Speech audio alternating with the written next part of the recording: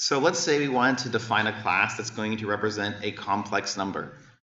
What members will you need in order to represent this complex number? What things make up a complex number? Yeah. Yeah, so you have a real portion and an imaginary portion, right? So you probably need a double for both of those, right? Now, should people outside your class be able to access those things? Probably not directly. This is your own internal implementation. And we can provide some other member methods called like getters that will be able to access the value if somebody needs to be able to read it, but not be able to modify it. We can also provide some other member methods to be able to set the values if we want to allow them to change it. But in general, since this is like part of our implementation detail, we probably want to make it private. We also have to think about, well, what other things do we want to be able to do with a complex number? What operations do we want to be able to define on it? What things might you want to be able to do with a complex number? Add them, or subtract them, or multiply or divide them. So over here in complex number.h, you can see we've defined our class. It's called complex number. And again, probably these guys shouldn't be made public. Throw them down here into our private section.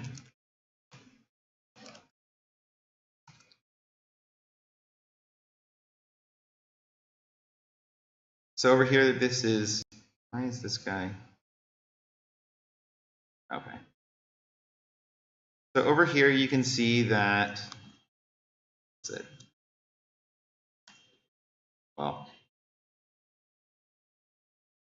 yeah, sure. So over here, you can see that we defined a constructor. This one has optional arguments. You can use them here if you want to. So this constructor over here can accept 0, 1, or 2 arguments. So they can provide either nothing, and they're going to be initialized to an imaginary number who has the value 0, 0. Or they can be called just the real part. They get the real part, and their imaginary part will be 0.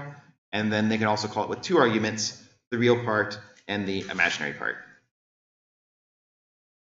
We also have a copy constructor. I want to make a new complex number from another complex number. I've declared it as const so that I can't modify it, and I'm accepting the reference because it's faster to pass in. And I said it's equal to default. Compiler, just use your default copy constructor, because all I need you to do is copy over the member variables. Just copy over real and imaginary, right? Make the new ones, or the new ones real equal to the original ones real. Make the new ones imaginary equal to the old ones imaginary. So some operations we provided: negate. We want to be able to add some number to ourselves. We want to be able to add 2 complex numbers together. We want to be able to subtract 1 complex number from ourselves. We want to be able to subtract 2 complex numbers together. We also did multiplication, and we also did something to print ourselves out to the screen. We could also provide something to just get a string version of ourselves, which we can add that in here. So we might say like pound include string, and we might have down here say something like I want an std : string, call it toString. And it's going to be const because we're not modifying ourselves. You guys have any questions so far on what you're seeing here?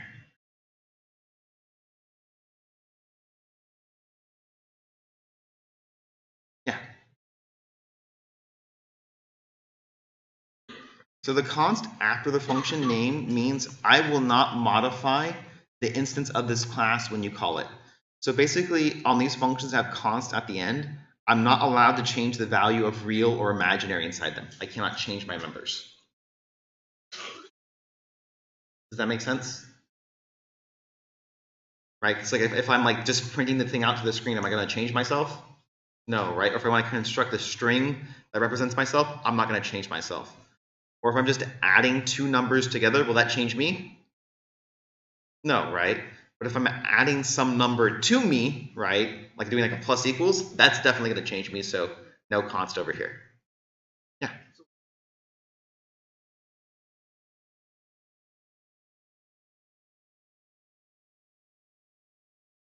So how do you access your own members? you just say the member names inside yourself. So you say real or imaginary, and you're talking about your real and your imaginary.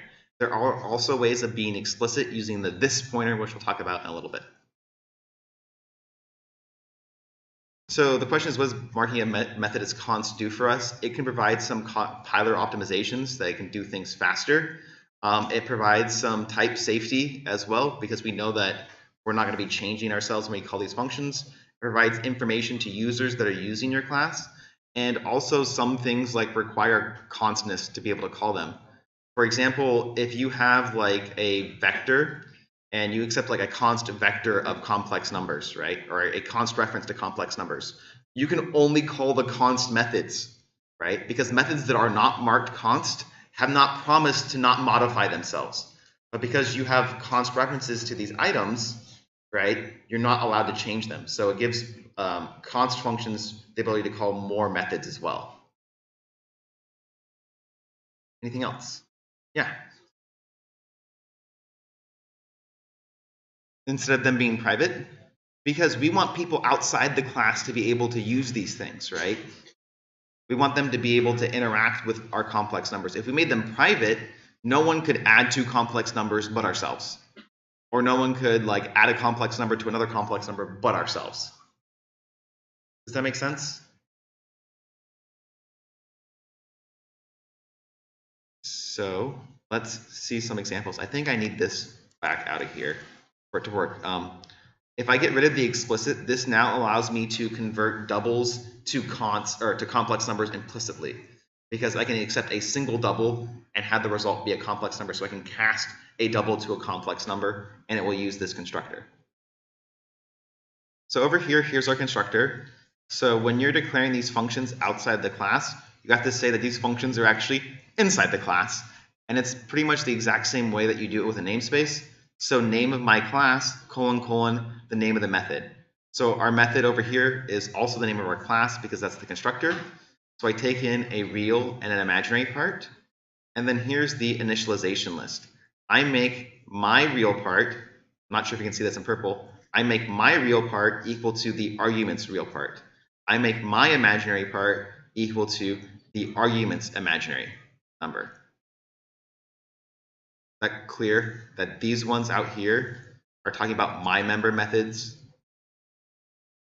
my members down here, but the ones inside the parentheses are talking about the arguments. Even though they have the same names, that can be confusing. So if you get confused, you can rename them. You could say this is like, rename this to be like arg real. Rename this one to be arg imaginary. And then it's clear that these are talking about your internal member methods. Yeah.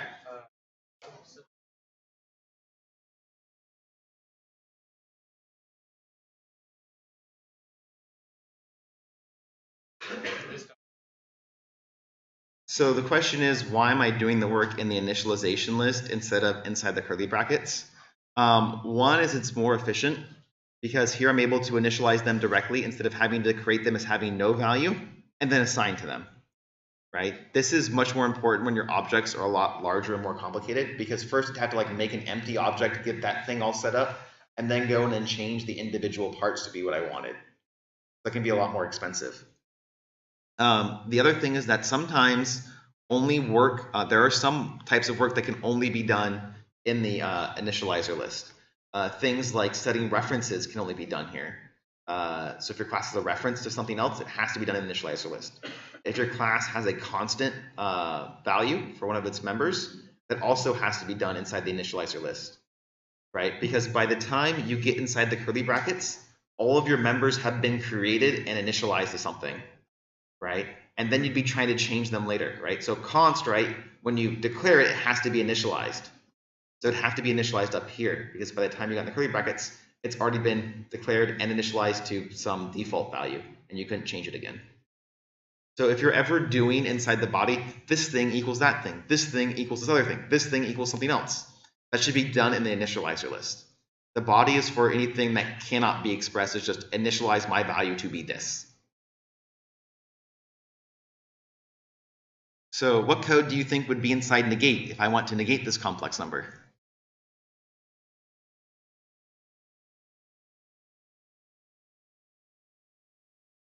Not a trick question.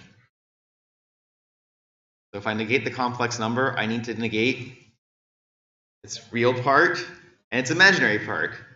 So hopefully we should see something like real equals negative real, imaginary equals negative imaginary, right? This guy over here wants to add this complex number to myself. So I take his real part and add it to my real part. I take his imaginary part and add it to my imaginary part. Notice that I also made this guy const, which is important.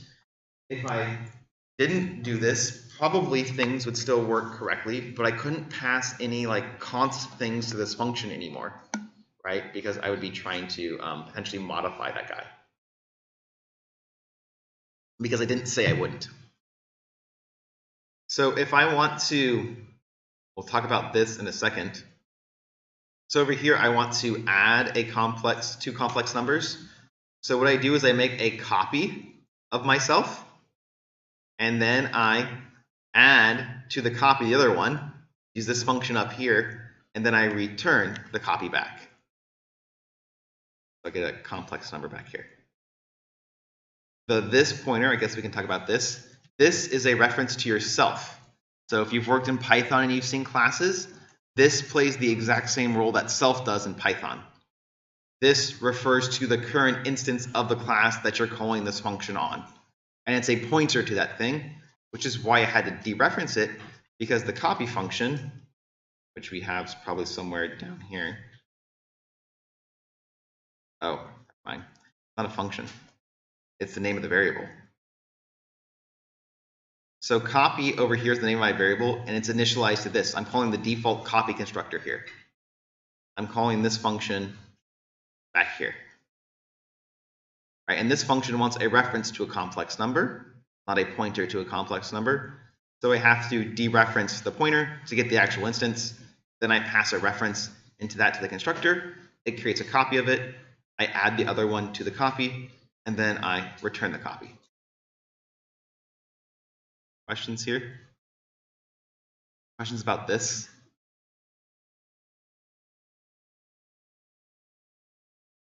This is a pointer to yourself. So subtract from self doesn't seem too crazy. Just do minus equals with the other guy's values. We're doing sub, right? We just want to sub two numbers, right? I don't want to change myself when doing A minus B. So I create a copy, modify the copy, and then return the copy back.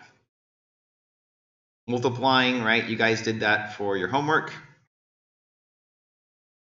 And then I agree this line of code doesn't do anything. Not sure why it's there. Oh. Ah.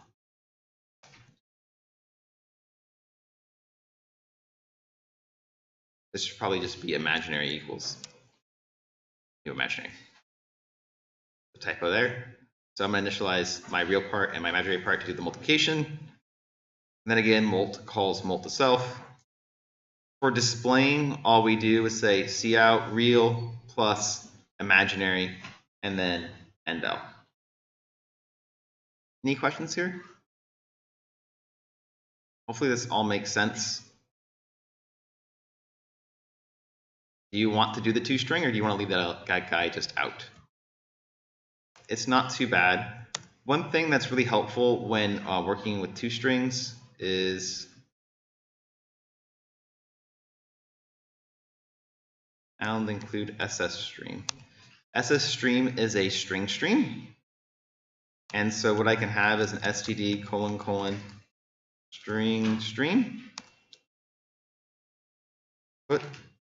And so a string stream is like the std's : cout guy, except when you write to it, you create a string.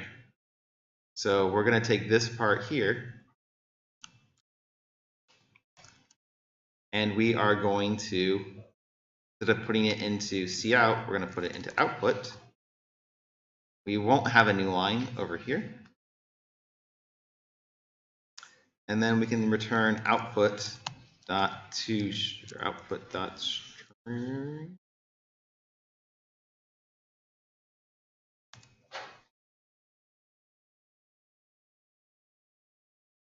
Should work. me just double check. C++ strings.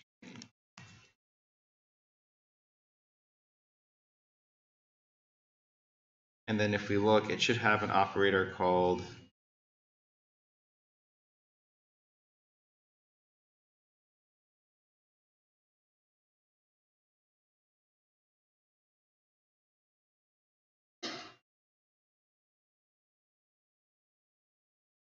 yeah, it returns a string. So good. That's how we can make a string here. Yeah. Because like by doing like plus, because you can't add integers or doubles to strings. Strings can only be added with strings. So that wouldn't work here. Unlike Java, where it automatically calls the toString method. So over here, we might also want to provide getters and setters. So you can write them manually, or you can say code generate, and you might be like, well, I want getters and setters. Like, do you want to be able to modify the real and the imaginary part of the number after you've created it? Probably. You want to be able to read those parts individually? Probably. So you can say, I want getters and setters for both of these, and it'll create you two new functions. So hey, we have get real, set real, get imaginary, set imaginary, and I wrote the code for us. This is just like dumb old boilerplate code. So hey, return that value. Hey, set the value to what you gave me. Right, nothing too complicated. And then it will also have updated our header file to have those methods as well. So now back here in main, I could create a new value 3412, and now instead of doing this assignment, I would do num1 dot set real to 23, num1 dot set imaginary to 5. And in general, it's better not to just allow public access to your members because you can't control how people interface to it, right? If you have the functions, you can check to see like the values that people are trying to set them to are actually good or not before you go and you copy them over. Or you can do any other modifications and work that you want. But if you make them public, it's just a lot of work if you want to make them unpublic. And it gives you more control. So you can see outside the class, if I want to call the member methods, I have to say the name of that instance dot function, right? Name of the class dot function, or the instance of the class dot function. Here, like we make some copies and then we just display them. So this should still build. Boop. And all is good. And this guy just says, hey, print out these values over here. And one thing to note that notice these guys accept const references, right? And you guys had a question, well, what happens if we don't make them const? So if we go back here and we change our display to be not const anymore,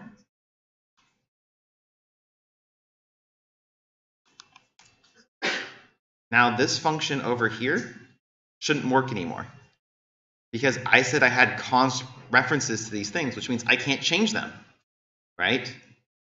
But my function I'm trying to call display is no longer const.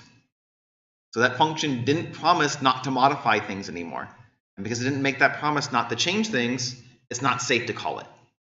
Even though inside the function, I really am not changing anything. It just didn't say I wasn't. So it assumes you will potentially modify things. Oops.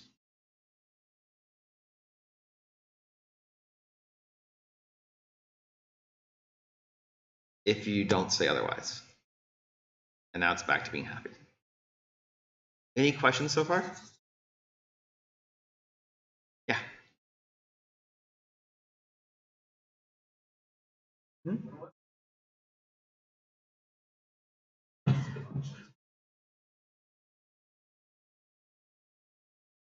So like some non-constant functions over here would be like a set real and set imaginary, right?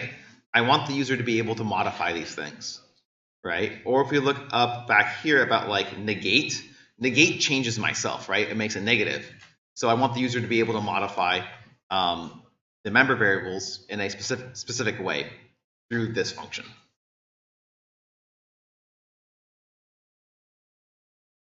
Yeah, right. You're in full control over what's happening, right? But if you make the members, for example, like let's say your class has a file pointer to it, just reading or writing to some file. If you made that file pointer public, right, the user could totally mess with it and point it to completely different directions, right? But if you make it private and you provide some operations like write to file or read from file as being public, then the user can't screw with the file pointer itself, but the user is still able to get information from it that relies on it. It also provides some abstraction away from the internal details. The user doesn't really need to know how you handle reading from a file or writing to a file. It just needs to know that that's what those functions do, and not really worry about how you take care of doing it. Just like if you work with Python, right? You're never worried about how like list.insert works, right? Or string.upper or string.lower. Like it just does those things, and that's all you care about. And you don't care about the internal representation that Python's using for these objects. Any other questions? Yeah.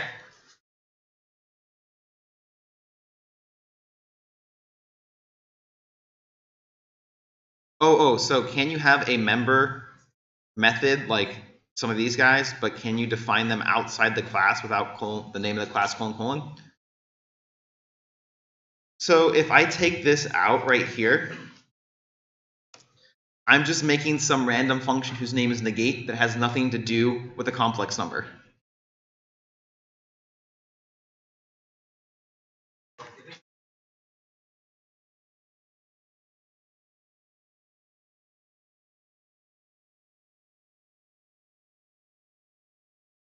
So yeah, you can think of like the class has its own namespace.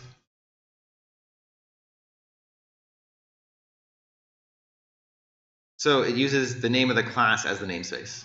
So like when we're inside negate, the namespace I'm in is complex number. Okay. Anything else? Yes.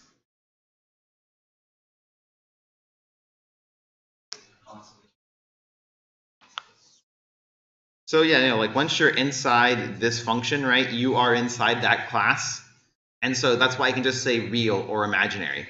And it's referring to this particular complex's numbers real, or this particular complex numbers imaginary. If I want to be really specific about it being mine, this real, right, my real, or up here, if it's confusing with these guys, instead of just saying real up here, I can say, hey, my real is initialized to the argument's real value.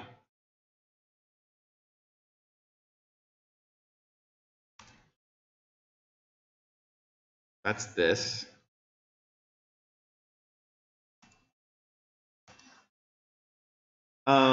So again, we talked about getters and setters. Again, getters allow people to read the values of your member variables. Setters allow you to change them. The upside of using these getters and setters is, again, you have greater control how your class's members are going to be able to access.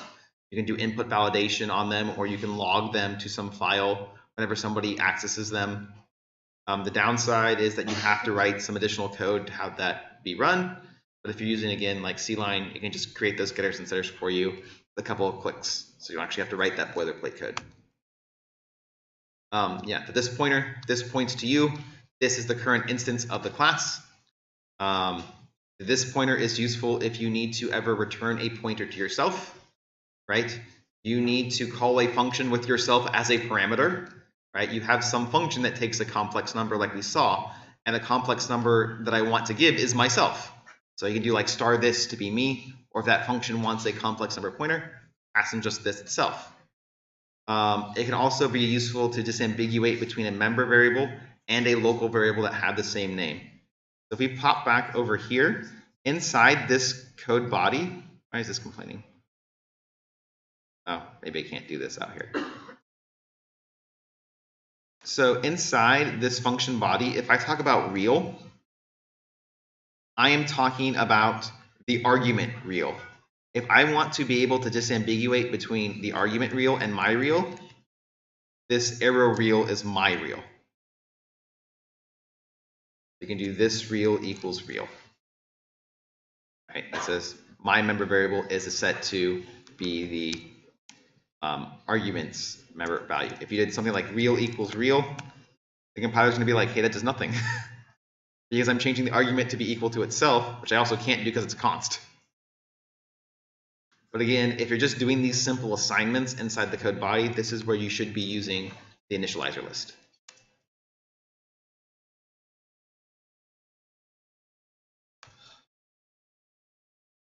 So a class can also have static variables. Static variables are like normal member variables, except they're shared across all instances of that class. With a normal member variable, every time you create an instance of that class, you get an instance of that variable. So every time I make a new complex number, I get a new real and a new imaginary, a new real and a new imaginary. If you want something to be shared across all of your classes, you declare it as being static. Then there's one instance of that member, and everybody has access to it. So sometimes you might want to use good use of static variables. If you have like constant values that are somehow related to this class, right? You can make them constant because everyone just needs to know what they are. Like you might have, if you were doing something for like a file class, you might have something like static const, read permission equals, static const, write permission equals, static const, execute permission equals some value. Define them there. Then everybody can share those values instead of having to carry around a copy of that in each one of your classes. You could also use it to keep track of how many instances of the class exist. So every time you call the constructor, you increase your count by 1. Every time the destructor gets called, you decrease your count by 1. You could also use this to assign unique IDs to different instances of the class. File.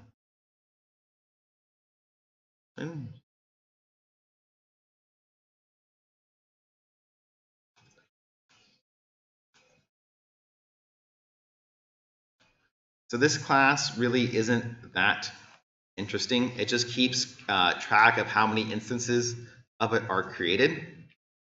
So you can see I have this private member method, the number of active instances, and I also have another private member, a static member, who is the number of instances created, and everybody also has an ID to be able to refer to them. We have our constructor over here, and we have our destructor over here. So when you saw that back here, if you have a static variable, you declare it inside the class, but if it needs to be initialized for the very first time, that happens over here in the CPP at the very beginning. If you want to refer to a static variable, you don't actually need an instance of that class.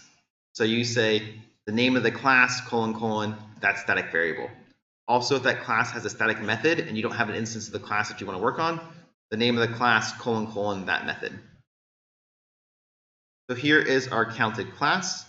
Our ID equals counted class, : num instances created. So our ID is going to be equal to the number of instances that were created, and the number of active instances increases by 1, and the number of instances created increases by 1. And then we print some stuff out, right? Notice that, again, the initialization is still done inside the initializer list. This additional stuff is what goes inside the body. When the class gets destroyed, I decrease the number of instances by 1, and then I print out who I'm deleting and how many instances are left. And then I have this method over here, which just prints out the number of active instances. But this guy back here, we've declared him as being static. And if you declare a method as static, it means you don't need any information from the class to be able to do your job. So you don't get past an instance to yourself. You don't get past an instance of the class, right? There will be no this pointer inside a static method because you don't need the class to be able to do your job. And then over here in main, we make some number and we print it out.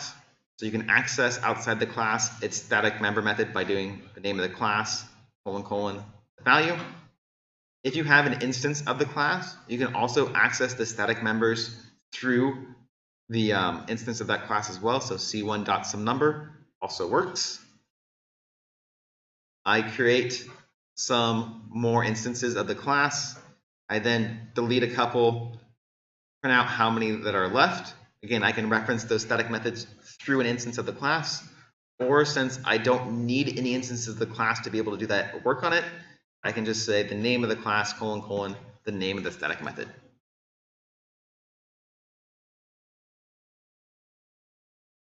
This guy runs and he finishes doing his thing.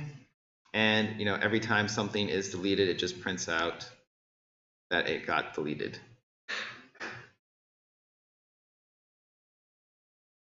And then things start getting deleted and it goes down, down, down, down, down. Do you guys have any questions about static member methods or static members? Yeah.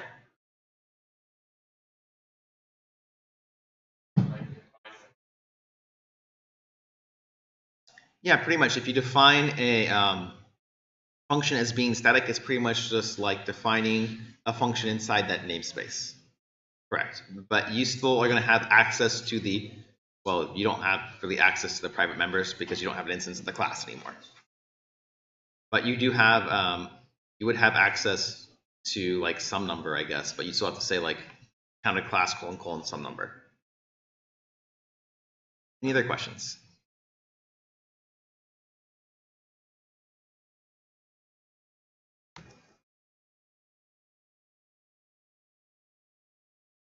So static member methods.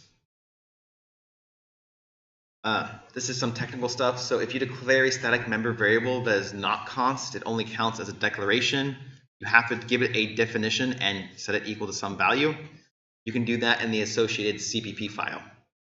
You only want to do it once. Yeah, we talked about that part. Talked about those. If you have a static function, you don't have access to any of the class's non-static member variables. You don't have an instance of the class to invoke any of the members, and you don't have access to this pointer. So what I want us to do now is one of the most useful functions, or not useful functions, useful classes is the string class.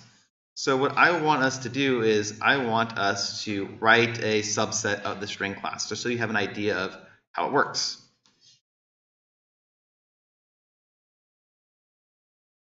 Class. This window. And we'll get rid of all this stuff, because that's what the last class did.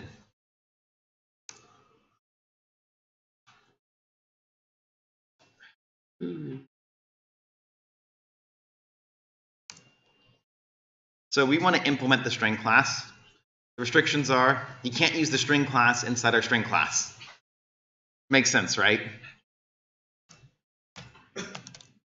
So private, public.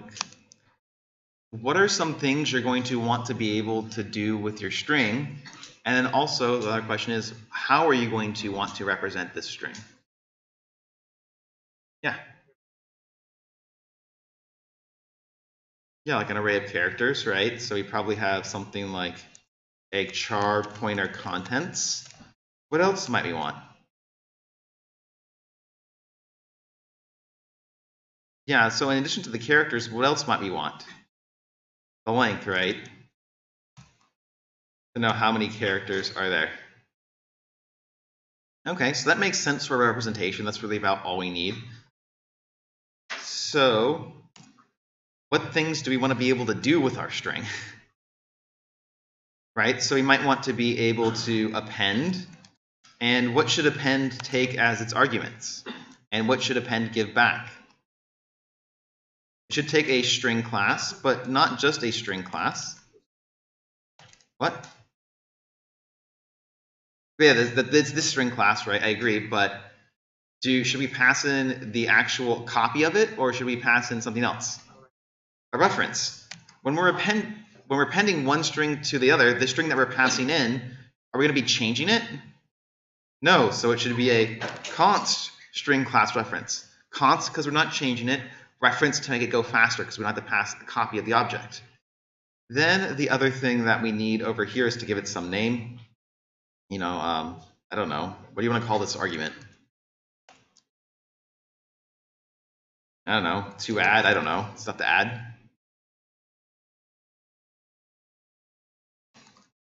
Maybe it'd probably be like string to add. And then what do you want this to return? Anything? Yeah, probably void. Okay. What other things might you want to be able to do? Yeah. Right? Bool are equal. Or maybe not are equal, maybe like is equal. And what should our argument be? So one string, right? We're trying to check if this other string is equal to ourselves. But we could also provide another function, a static member method that compares two strings to see if they're equal. But here our argument should be another const string class reference, right? You might call this guy like the right-hand side. And should we have const here at the end? Yes, because we're not going to be changing ourselves. Should we have const over here? No, because we're changing ourselves, right? And you wanted a two argument version. So what we also might have is a static bool are equal, and it can take in a const string class reference left-hand side, const string class reference right-hand side, right? Because this function would need to be called without a member, right? So instead of doing like string1 dot is equal to string2, we can just say are equal string1 string2. It gives two different flavors of it. Anything else we might want to do? Yeah. We probably want some constructors, right? And how many constructors do you want? So we probably want a default constructor, right? We have nothing, right? The empty string. We should probably be able to create a string class from another string class, right? Copy constructor. We probably also want to be able to create a string class from what else? Right? Like a char pointer C string.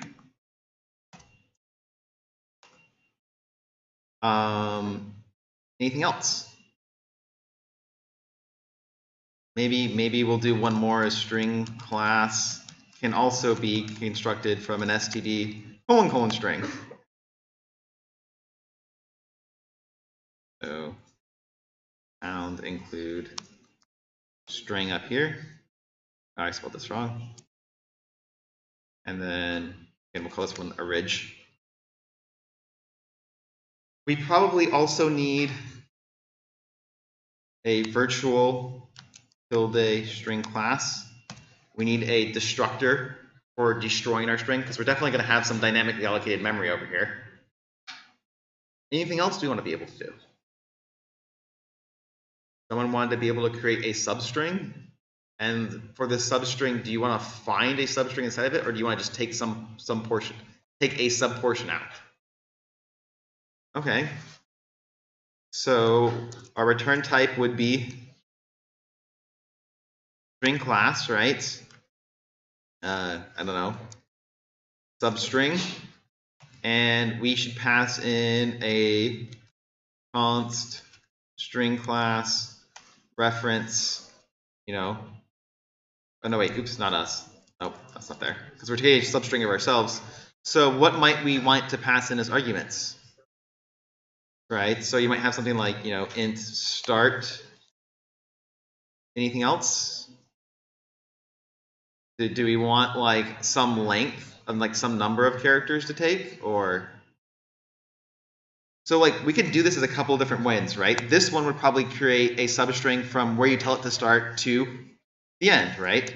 We might also have another one, substring, int start, int len. Take len characters beginning at start from this string, right? And it's perfectly okay to have these functions that have the same name because they have different signatures, which is what C++ allows us to do. Anything else?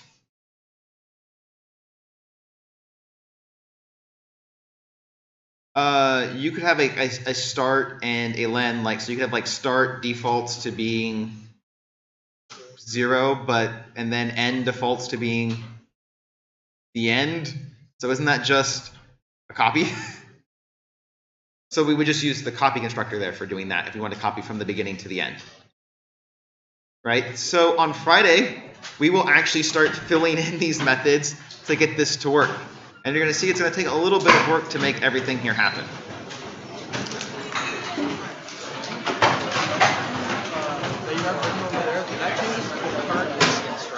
It shouldn't, right? Like these ones, like I think what you're getting at, they should be const, right?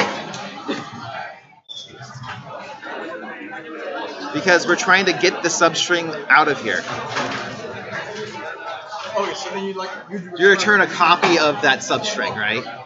Did you want substring to like shorten it to be that length? We could add more methods potentially on Friday to shrink it down. Reference then to the string itself, or so like in your method, you want it to just keep some portion of the string and then discard the rest.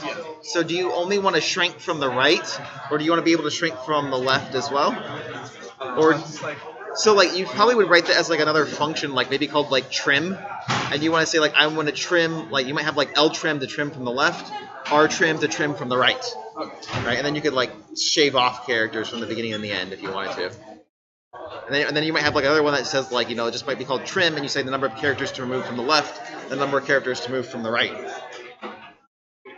For line 18, are we going to get a warning for not having const at the end? Line 18,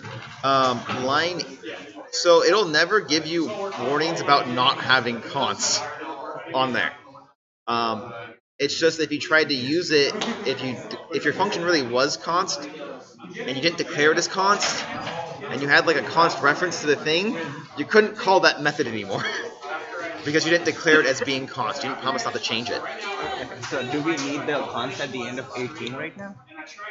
We don't need it at the end of 18 because it's a static method. I don't have any, I don't have a this to work on. I just have two separate strings. Oh, okay. That makes sense, yeah. I think I found a bug in your connect-to-end implementation. I sent you an email about it. Today? Yeah. What was the issue? The play space, where you, at the very end of the game, your last play space is one column over from... you mean like the cursor moves over? Yeah, or? The cursor moves over one position when you end the game. Oh, that's probably okay, I think. It's not going to cause anything to break, right? Well, no, because then the diff in my program... Yeah, it will not be grading. So if the diff only shows the contents of the files, and it should be ignoring white space. I was talking with Eric earlier today, and he got his. A white space problem. You should see the email because I put the actual. Okay, yeah, I'll take a look.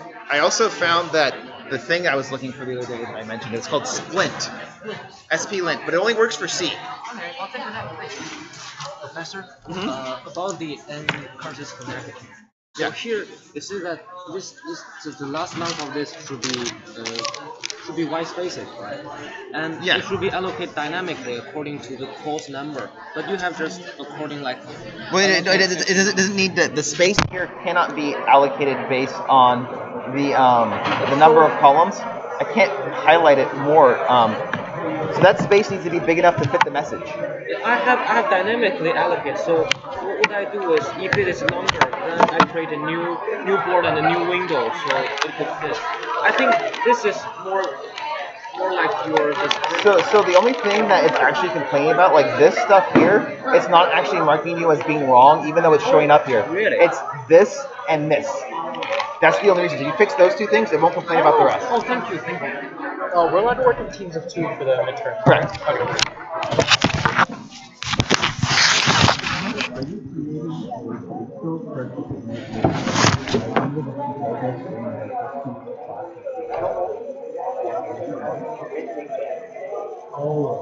So we have written examples of grade 4, we have to like grade 2. And we won't have any written homework like we did in ECS. No.